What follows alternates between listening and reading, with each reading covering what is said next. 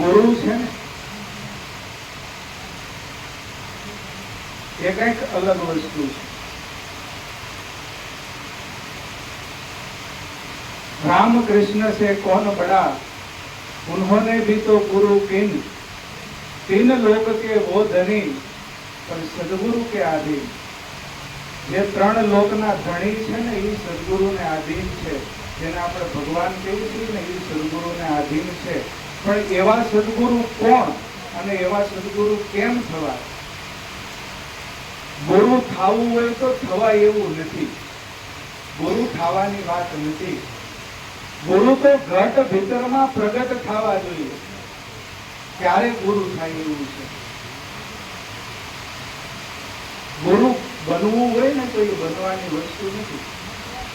અને અહીંયા જે આ બેહાયા છે આમાં અમારી બે ની વાત છે. કારણ કે ગુરુ મહારાજ તો પ્રગટ છે અને બે સંતો ગુરુ મહારાજ ના ગુરુભાઈ છે એટલે એને કહેવાની અમારી હેસિયત નથી. એટલે અમારી બે ની વાત છે કે ગુરુ થવા જેવું નથી, ગુરુ થવા એવું નથી.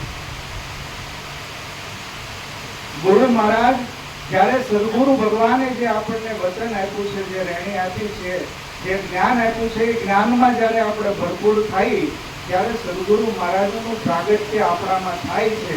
અને જેનામાં સદગુરુનું પ્રાગટ્ય થયું છે એ સદગુરુ છે.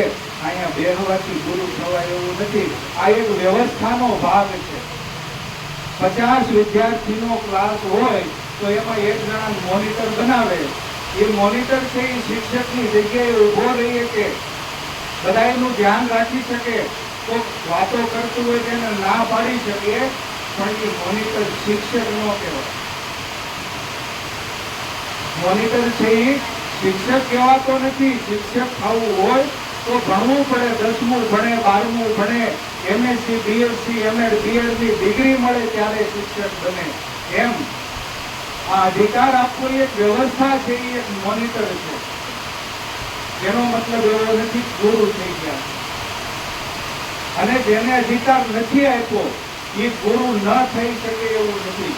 કારણ કે બાકીના 49 વિદ્યાર્થી હોય ને, શિક્ષક તો એ થઈ શકે જો ભણે તો. એટલે જે આમાં બેઠા છે ને એમાંય ગુરુ જાગૃત થઈ શકે છે. પણ ગુરુએ જે ભણાવ્યું છે એ ભણે તો. અને મોનિટર બનાવ્યા પછી જો એ ન ભણી તો અહીંયા બેહવાથી ગુરુ થવાય એવું નથી. એટલે ગુરુને જાગૃત કરવાના છે, સદગુરુના જ્ઞાનને ધારણ કરવાનું છે. ગુરુ થવાની વસ્તુ નથી. જેમ ગુરુ થવા જેવું નથી એમ જ્ઞાની થવા જેવું નથી. જ્ઞાન જ્ઞાની થવા જેવું છે. કારણ કે જો ખાલી જ્ઞાની થાય તો એ જ્ઞાનની ભેગો અહંકાર જાગે છે. અને એ અહંકારમાં એટલો બધો ભાર છે કે એ ડૂબાડ્યા વગર રહેતો નથી. પણ જો જ્ઞાન ગ્રહી થાય ને તો એકદમ હળવા થઈ જાય. અને હળવા થઈ જાય એટલે કરી જાય, પછી કઈ વાંધો આવે નહીં. એટલે જ્ઞાની પણ થવા જેવું નથી. એક આપણે ઠાકરજી મહારાજ જેવા સંત હતા, સાદા દેશી સંત. એને 100 જણાનું ભક્ત મંડળ. દર અઠવાડિયે ભેગા થાય, બધા ભજન સત્સંગ કરે, આનંદ કરે. હવે ભજન સત્સંગ હોય એમાં તો બીજા ધર્મ સંપ્રદાયના લોકો આવતા હોય ને, એમાં કઈ નિયમ તો ન હોય. બધા આવે ભેગા મળી બે આનંદ કરે. એમાં એકવાર આવો સત્સંગ, એમાં કોઈ ભાઈ આવ્યા અને આવી જ્ઞાનની વાતો સાંભળી અને આનંદ થયો. એટલે મહારાજને આમંત્રણ આપ્યું કે મહારાજ આવતા શનિવારે અમારા ગુરુ આવવાના છે, તો તમે ભક્ત મંડળ સાથે આવજો, આપણે બધા ભેગા મળીને આનંદ કરીશું. ગુરુને તો હું નાત, હું જાત, હું ધર્મ, હું સંપ્રદાય, એને તો જ્ઞાન હારે વ્યવહાર હોય. એટલે ગુરુ મહારાજે આમંત્રણનો સ્વીકાર કર્યો. શનિવારે એ ભગતના ઘરે ગયા. એના ગુરુ બેઠા હતા, એને પ્રણામ કરીને આસન ઉપર બેઠા. પણ એના ગુરુ હતા સાધુ, સંન્યાસી. પણ કેવા સાધુ કે જેને 4 વેદ, 6 શાસ્ત્રો, 18 પુરાણ અને 108 ઉપનિષદોનું અધ્યયન કરેલું એવા પ્રખર જ્ઞાની. અને જેને ઘણા પંડિતોને શાસ્ત્રાર્થમાં હરાવેલા. આવું શાસ્ત્રોનું જ્ઞાન એના, એને 25 શિષ્યો. હવે આ મહારાજ ગયા શિષ્ય ભક્ત મંડળ સાથે, એટલે એને એમ થયું કે આ ભગતને જોવામાં એમ લાગે છે કે આને કઈ ખબર નહીં પડતી હોય. આવ હાદા આને હોય શિષ્યો, હું એટલો બધો જ્ઞાની, મારે 25 શિષ્યો છે.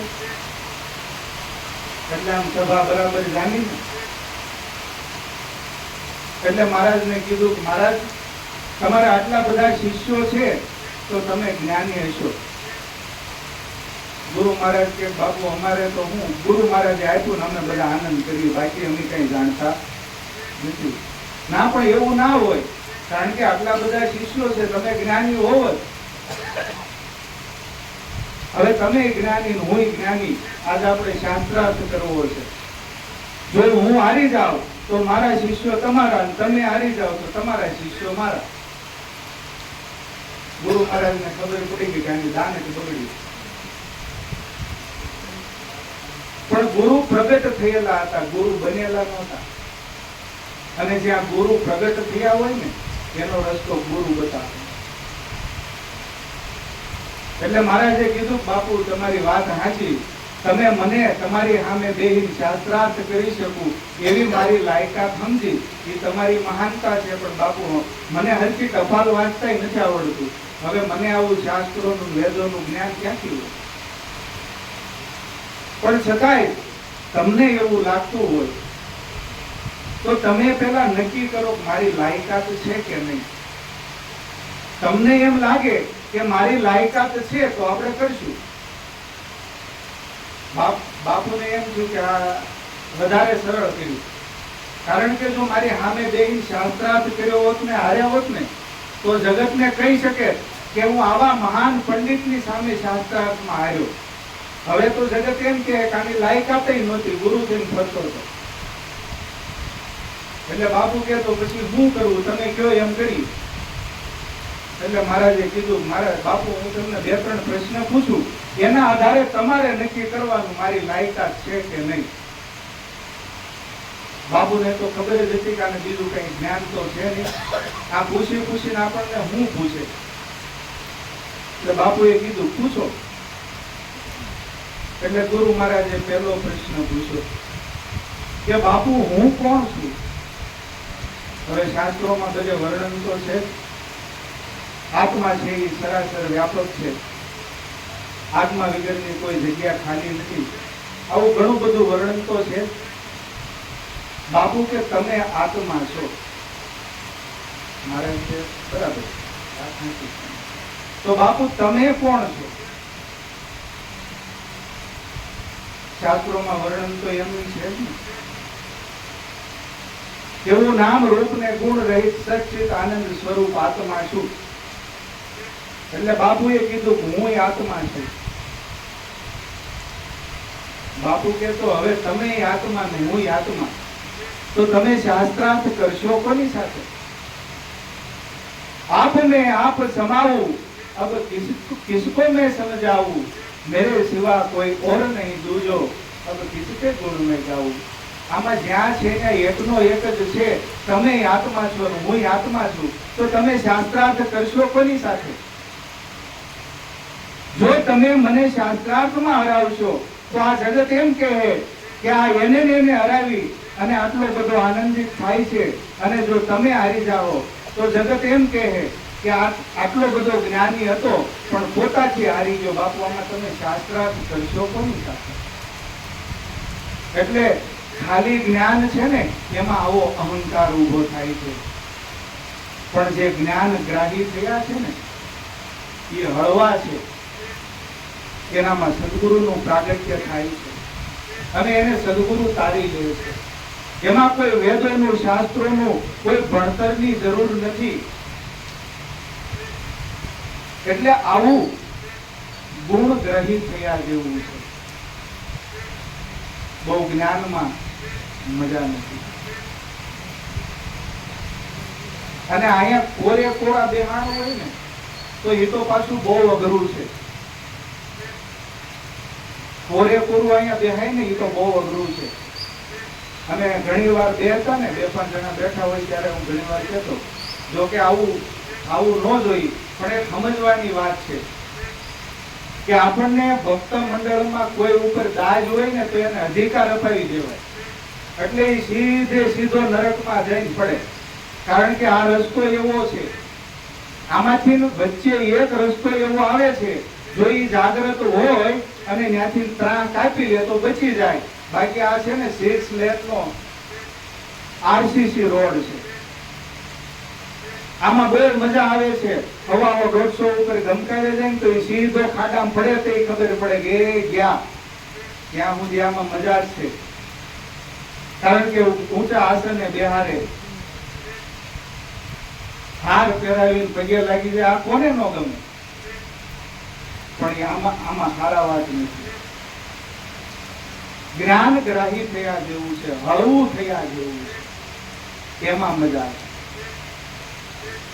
એટલે સદગુરુનું જે જ્ઞાન છે ને એ જ્ઞાનને સમજવા જેવું છે.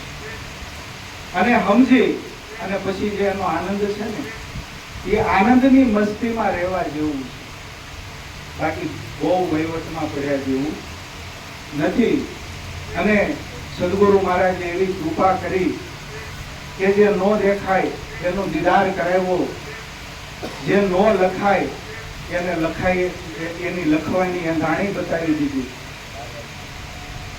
લખની એંધાણી લખાવું મારા સંતો ભાઈ, અલખની એંધાણી લખાવું રે હોજી.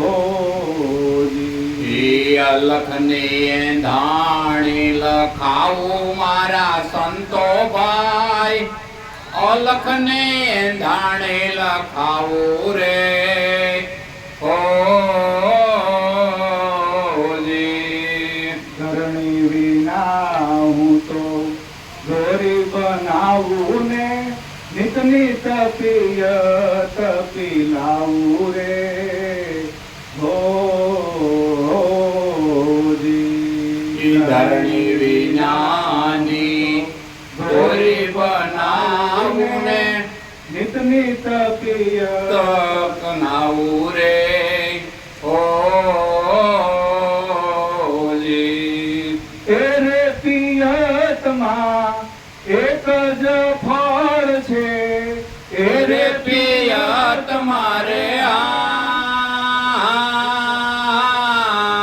એક જ ફળ છે, નામના નિશાને ઠેરાવું મારા સંતો ભાઈ, નામના નિશાને અને ઠેરાવું મારા સંતો ભાઈ, અલખની એંધાણી લખાવું રે હોજી.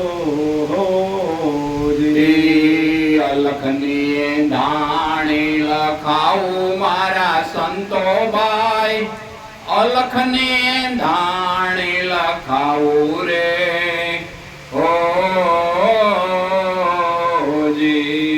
ગગન મંડળમાં બાજોઠ મેં લાવું ને પાતાળ આસન લગાવું રે હોજી.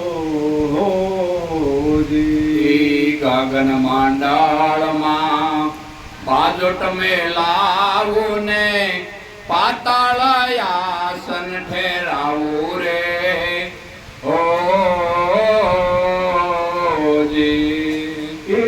રે આસન સપ્તરંગી, રે આસન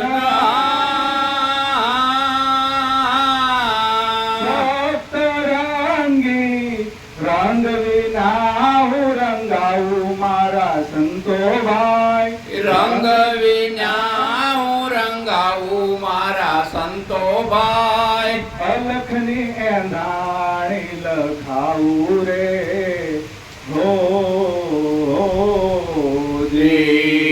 અલખની એંધાણી લખાવું મારા સંતો ભાઈ, અલખની એંધાણી લખાવું રે હોજી. જીભ વિના જુગતી કહાવું ને આંખ વિના દેખાવું રે હો જી. જે ભવિન્યા હું જુગતી કહાવું ને આંખ વિના નો દેખાવું રે ઓ જી. ઈ રે આંખ નહીં કાળીને ધોળી ઈ રે આંખ નહીં કાળીને ધોળી પિંડ વિના પર ખાવું મારા સંતો ભાઈ પિંડ વિના પર ખાવું મારા સંતો ભાઈ અલખની એંધાણી લખાવું રે હો જી. અલખની ધાણી લખાવું મારા સંતો ભાઈ અલખની ધાણી લખાવું રે ઓ જી. નવખંડ ધરતીમાં નાચ નચાવું ને સાત સમુંદર પી જાવું રે હો જી. નવખંડ ધરતીમાં નાચ નચાવું ને સાત સમદર પી જાવું રે ઓ જી. ઠાકર ચરણોમાં ચેત લગાવું ને ઠાકર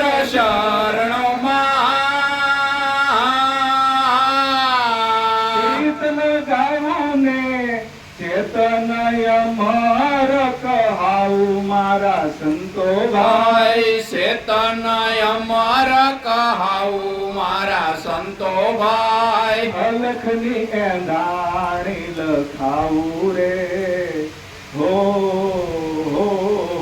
જી. અલખની ધાણી લખાવું મારા સંતો ભાઈ અલખની ધાણી લખાવું રે હો